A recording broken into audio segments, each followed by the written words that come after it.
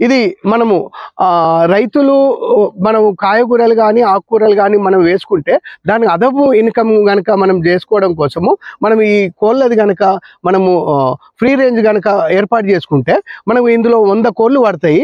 ఈ 100 కోళ్ళని గనక మనం నాటుకోళ్ళని గనక పెట్టుకోగలిగితే మనకు మనం కాయగూరలు, ఆకుకూరలు వచ్చిన ఆదాయంలో ఇది ఇంకొంచెము పెరుగుతది. ఈ 100 కోళ్ళు గనక మనం పెట్టుకోగలిగితే మనకు మన పంట వ్యర్థాలు ఏవైతే వస్తాయో వాటిని ఈ కోళ్ళ కనుక వేసుకోవచ్చు. అదే మాదిరిగా మనం ఈ కోళ్ళ కోసం ఇందులోనే అవి స్వతహాగా డిగ్గింగ్ చేస్తూ తినాలి కాబట్టి వాటి కోసము మేము ఇక్కడ ఒక భాగం లో మేము లైవ్గా ఈ మన ఏవైతే కాయగూరలు ఉన్నాయో వాటన్నిటిని కూడా ఆకుకూరల్ని మేము లైవ్గా ఇక్కడ పెంచుతాము.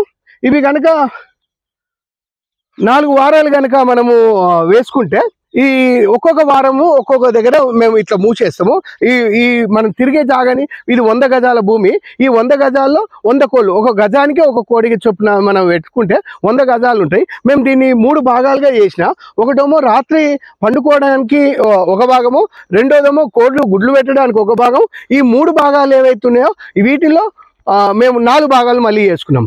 ఒక్కొక్క వారానికి ఒక్కొక్క చోట కనుక మనం లైవ్ కనుక ఈ ఆకుకూరల్ని కనుక వేసుకోగలిగితే ఈ ఆకుకూరల్ని అవి చేస్తాయి.